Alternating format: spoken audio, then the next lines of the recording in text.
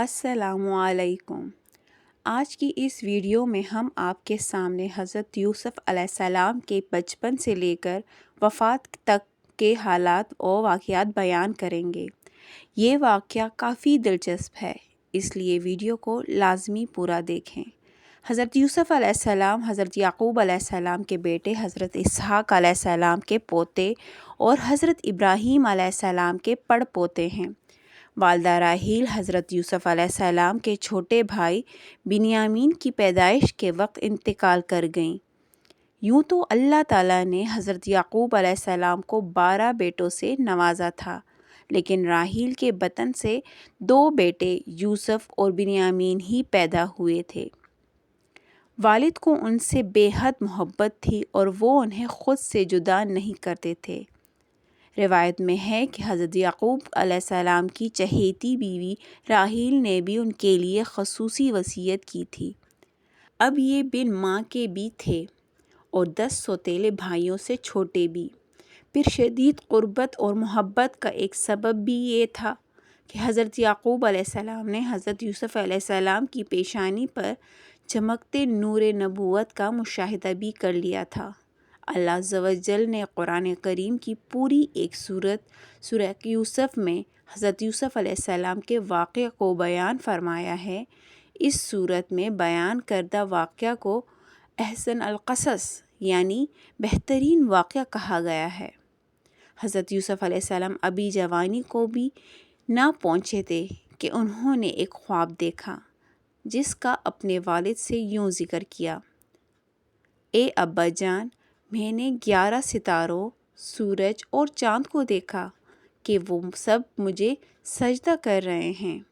حضرت یعقوب علیہ السلام نے جب بیٹے کا خواب سنا تو سمجھ گئے کہ یہ بڑے ہو کر اللہ تعالیٰ کی جانب سے ایک عظیم منصب پر فائز ہوں گے۔ اس لیے انہیں اندیشہ ہوا کہ یوسف کے سوتیلے بھائی ان کی عظمت کا اندازہ لگا کر شیطان کے بہکاوے میں آ کر ان کے دشمن نہ ہو جائیں اور انہیں کوئی نقصان نہ پہنچائیں۔ چنانچہ انہوں نے کہا: پیارے بیٹے، اپنے اس خواب کا ذکر اپنے بھائیوں سے نہ کرنا، ایسا نہ ہو کہ وہ تمہارے ساتھ کوئی فریب کاری کرے۔ کچھ شک نہیں کہ شیطان انسان کا کھلا دشمن ہے۔ یوسف علیہ السلام کے بھائیوں نے اپنے والد صاحب کو دیکھا کہ وہ یوسف علیہ السلام سے غیر معمولی محبت رکھتے ہیں۔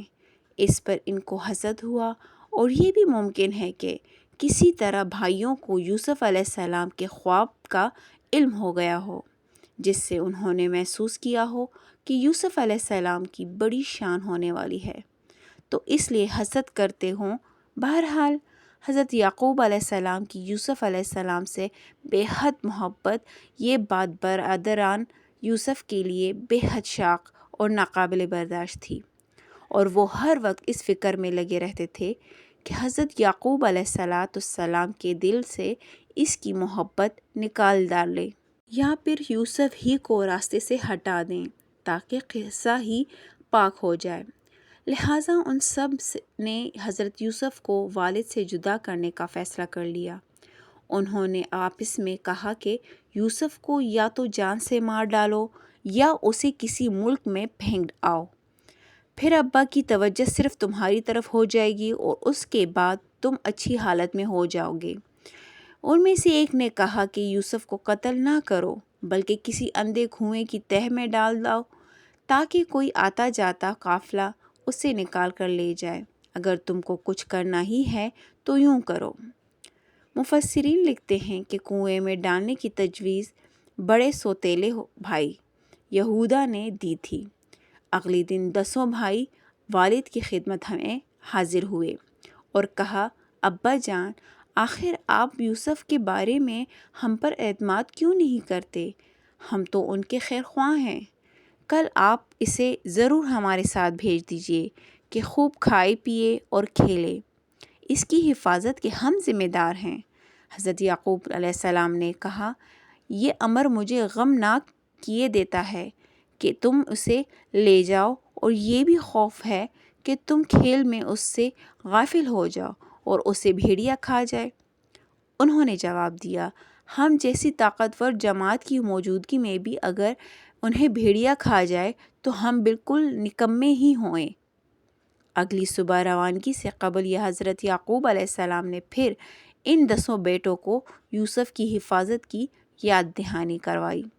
حضرت یعقوب علیہ السلام کافی دور تک ان کے ساتھ گئے۔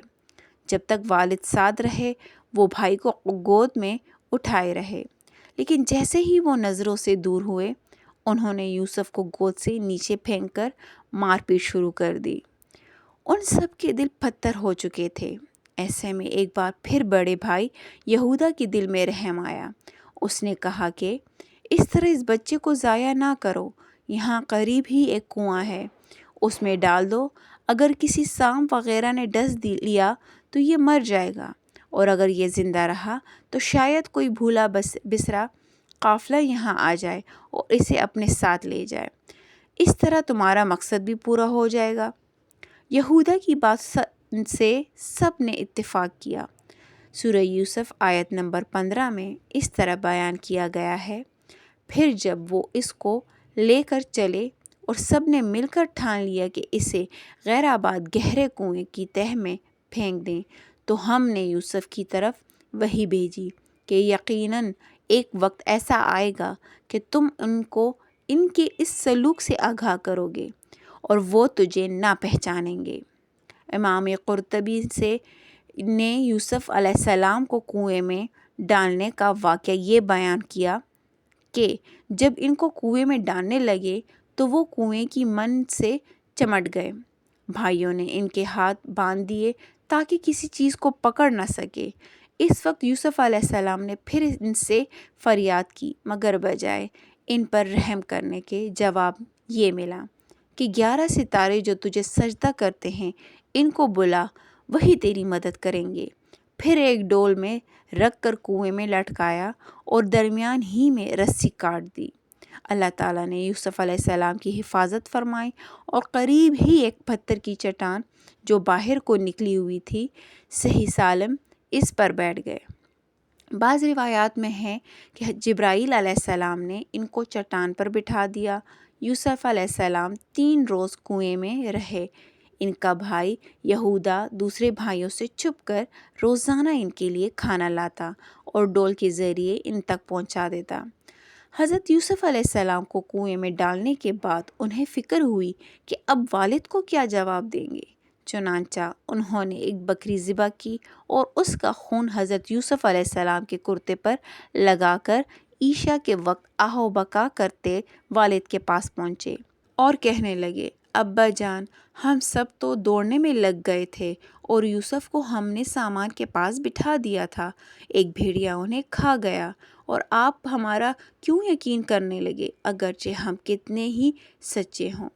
مفسرین لکھتے ہیں کہ انہوں نے قمیص کو خون میں لت پت تو کر دیا تھا، لیکن وہ یہ بھول گئے کہ اگر بھیڑیا یوسف کو کھاتا تو قمیص کیسے سلامت رہ جاتی۔ حضرت یعقوب علیہ السلام نے قمیص دیکھ کر اندازہ کر لیا کہ یہ جھوٹ بول رہے ہیں۔ آپ نے فرمایا، میرے بیٹو، یہ کیسا حکیم اور عقل مند بھیڑیا تھا کہ یوسف کو اس طرح کھایا کہ کرتا کہیں سے بھی نہ پھٹا اور صحیح سالم رہا۔ آپ نے فرمایا، حقیقت یوں نہیں ہے، بلکہ تم اپنے دل سے یہ بات بنا کر لائے ہو، بس میرے لیے صبر ہی بہتر ہے، اور جو تم بیان کرتے ہو اس کے بارے میں اللہ ہی سے مدد مطلوب ہے۔ اتفاقاً ایک قافلہ اس سرزمین پر آ نکلا۔ یہ قافلہ شام سے مصر جا رہا تھا اور راستہ بھٹک کر اس غیر آباد میدان میں پہنچ گیا اور پانی کے لیے پانی لانے والے شخص کو کنویں پر بھیجا۔ جب اس نے کنویں میں ڈول ڈالا تو یوسف علیہ السلام نے ڈول پکڑ لیا اور جو ڈول نکالا تو ایک کم سن نہایت ہی خوبرو بچہ برآمد ہوا۔ بچہ کو دیکھ کر تو وہ فوراً چلا اٹھا، بڑی خوشی کی بات ہے، یہ تو بڑا اچھا لڑکا نکل آیا۔ بعض روایت سے ہی بات پتہ چلتی ہے کہ ان کے بھائیوں نے ہی یوسف علیہ السلام کو قافلے والوں کے ہاتھ 20 درہم میں بیچ دیا تھا، لیکن قرآن کریم یہی ذکر کرتا ہے کہ قافلے والوں ہی نے یوسف علیہ السلام کو کنویں سے نکالا اور اپنا غلام بنا لیا اور مال تجارت کے ساتھ ان کو بھی مصر لے گئے، اور یہ قافلہ مصر کے بازار میں پہنچا اور وہاں جا کر حضرت یوسف علیہ السلام کو بیچنے کی تیاری کی۔ لوگوں نے بڑھ چڑھ کر یوسف علیہ السلام کی قیمت لگائی۔ حضرت یوسف علیہ السلام کو خریدنے والا شخص عزیز مصر یعنی وزیر مملکت تھا، جو خزانہ اور امور سلطنت پر حاوی تھا۔ اکثر مفسرین نے عزیز مصر کی بیوی کا نام زلیخا لکھا ہے۔ عزیز مصر حضرت یوسف علیہ السلام کو خوشی خوشی اپنے گھر لے آیا اور بیوی کو نصیحت کی کہ اسے بہت پیار و محبت سے رکھو۔ قرآن پاک میں ارشاد باری تعالیٰ ہے، مصر والوں میں سے جس نے اسے حضرت یوسف علیہ السلام کو خریدا تھا، اس نے اپنی بیوی سے کہا، اسے بہت عزت اور احترام کے ساتھ رکھو، بہت ممکن ہے کہ ہمیں فائدہ پہنچائے یا اسے ہم اپنا بیٹا ہی بنا لیں۔ اللہ تعالیٰ سورہ یوسف کی آیت نمبر 21 میں فرماتا ہے، یوں ہم نے مصر کی سرزمین میں یوسف کے قدم جما دیے۔ حضرت یوسف محل میں بڑے سکون اور اطمینان کے ساتھ رہ رہے تھے۔ عزیز مصر آپ کی ذہانت، شرافت، پاکیزگی، سچائی اور بردباری سے بے حد متاثر تھا، لیکن ابھی اللہ تعالیٰ کو یوسف علیہ السلام کو مزید امتحانات سے گزارنا تھا۔ کچھ ہی عرصہ گزرا تھا کہ آپ جوانی کو پہنچ گئے۔ عزیز مصر کی بیوی زلیخا آپ کے حسن سے بہت متاثر تھی۔ وقت گزرنے کے ساتھ ساتھ آپ کی نیت بدلنے لگی اور اس نے آپ پر ڈورے ڈالنے شروع کر دیے۔ قرآن پاک میں ارشاد ہے، اور جس عورت کے گھر میں تھا وہ اسے پسلانے لگی اور دروازے بند کر لیے اور کہنے لگی، لو آؤ۔ جب حضرت یوسف نے دیکھا کہ یہ عورت شیطان کے چنگل میں پھنس کر دعوت گناہ مصر ہے، تو باہر نکلنے کے لیے دروازے کی جانب بھاگے۔ زلیخا پکڑنے کے لیے ان کے پیچھے دوڑی۔ ان کی قمیص کا پچھلا دامن ان کے ہاتھ میں آ گیا، جسے اس نے اپنی طرف کھینچا تو وہ پھٹ گیا۔